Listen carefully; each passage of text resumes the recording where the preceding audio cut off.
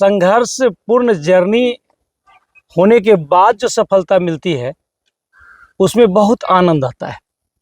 बहुत तरह की समस्याएं को जूझते हुए इस देहाती क्षेत्र में आपने बंजर शब्द का उपयोग किया, बात भी सही है। इससे पहले यहाँ कोई एजुकेशनल माहौल भी नहीं दिखता था, न कोई अच्छा इंस्टीट्यूट था, और वैसी परिस्थिति में लोगों ने मुझे सहयोग किया।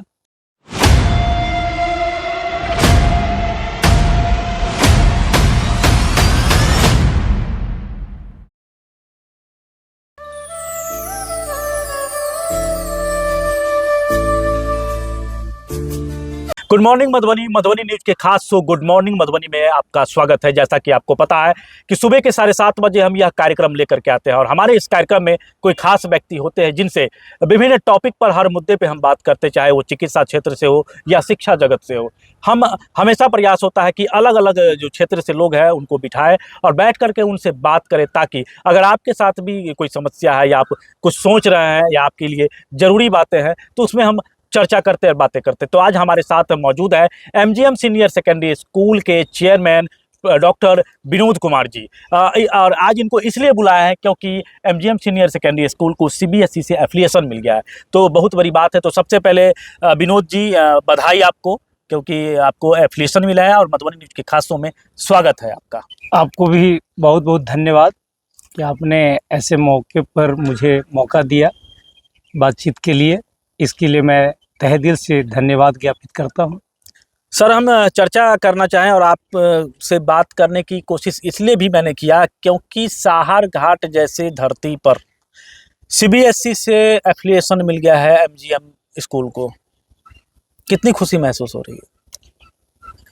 देखिए, ये तो बहुत खुशी की बात है और मेरे लिए तो है ही, क्योंकि मैंने इसे अपना लक्ष्य बनाया था और इसी पर मैंने इतना दिनों तक काम किया। लेकिन मेरे साथ साथ इस इलाके के सभी लोगों के लिए ये बहुत बड़ा अवसर बन गया है। गरीब वंचित बच्चे जो एजुकेशन से परे रहते हैं उसके लिए भी सीबीएसई स्कूल में पढ़ना बहुत आसान हो गया है। इसलिए खुशी तो पूरे समुदाय के लिए है, सिर्फ मेरे लिए ही नहीं, पूरे समाज के लिए, साहर घाट इलाके के सभी के लिए खुशी की बात है। हाँ। हम बात करते हैं, ये जो सफलता मिला है, ये सफलता आपके 26 वर्षों का संघर्ष है। हमें याद है, हम छोटे थे, हम भी पढ़ाई करते थे, उस समय आपके स्कूल चल रही थी। तो जब हम, मेरे मित्र एक थे जो उसमें आपके यहाँ पढ़ते थे, तो जब हम जाते थे देखते थे कि पूरा एस्बेस्टस भी टूटा फूटा स्थिति में आप स्कूल चला रहे थे। वहाँ से कहा जाए तो बंजर जमीन को उपजाऊ बनाना आपसे सीखे। कैसा जर्नी रहा ये सफलता जो आपको मिला है, ये 26 वर्षों का सफलता है। जी हाँ, बात तो आपने सही कहा। सफलता तो मिलती ही है, बशर्ते लोग अपना मंजिल निश्चित रखते हैं। लक्ष्य के अनुकूल यदि वो काम करते हैं बड़ा एम लेकर, तो सफलता एक न एक दिन मिलती है। और संघर्ष पूर्ण जर्नी होने के बाद जो सफलता मिलती है उसमें बहुत आनंद आता है। बहुत तरह की समस्याएं को जूझते हुए इस देहाती क्षेत्र में आपने बंजर शब्द का उपयोग किया, बात भी सही है।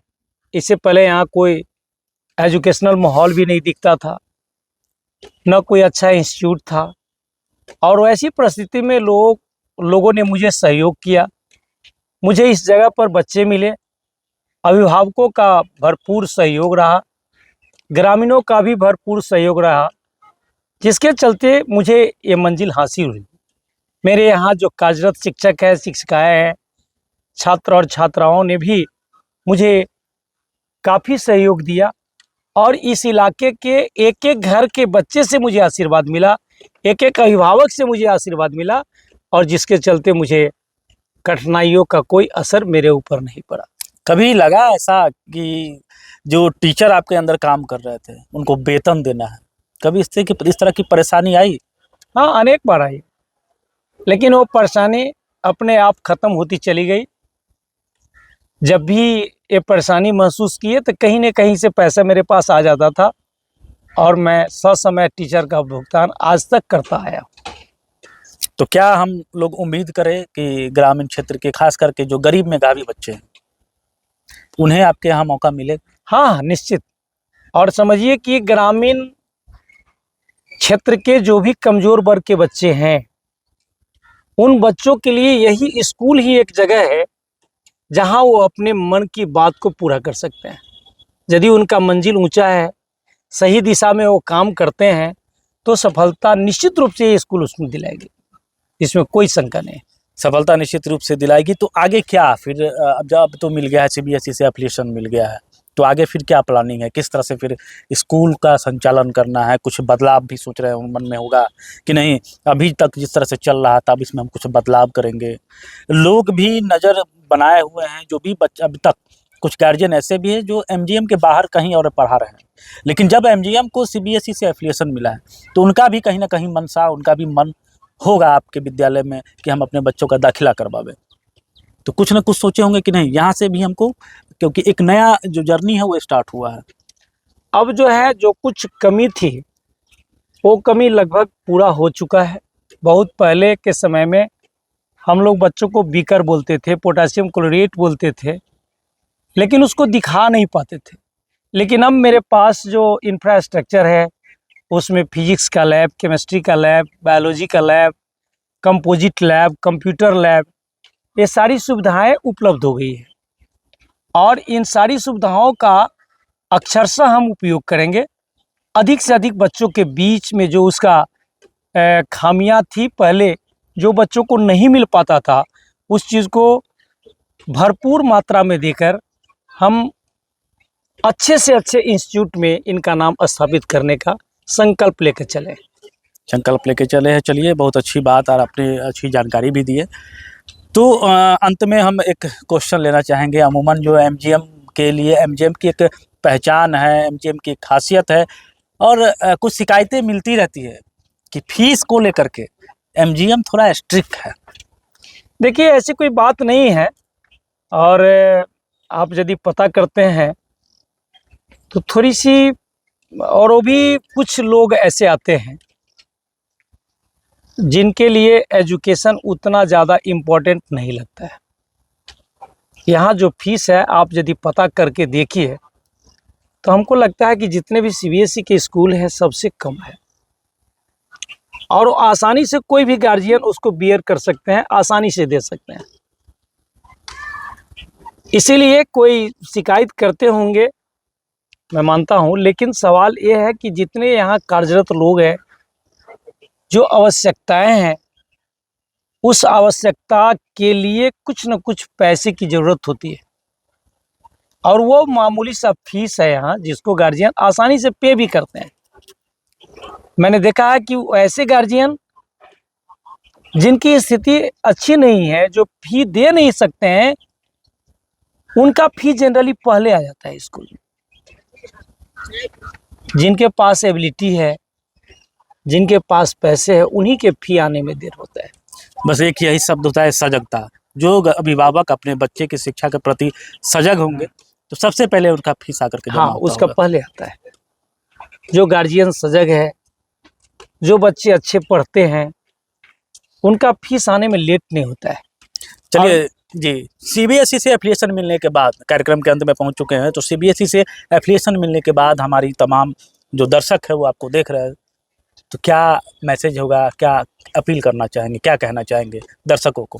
देखिए, मैं सारे लोगों से ये अपील करना चाहूँगा कि सबसे पहले शिक्षा आवश्यक है, और हर एक व्यक्ति को शिक्षा का सर्वाधिक महत्वपूर्ण देना चाहिए।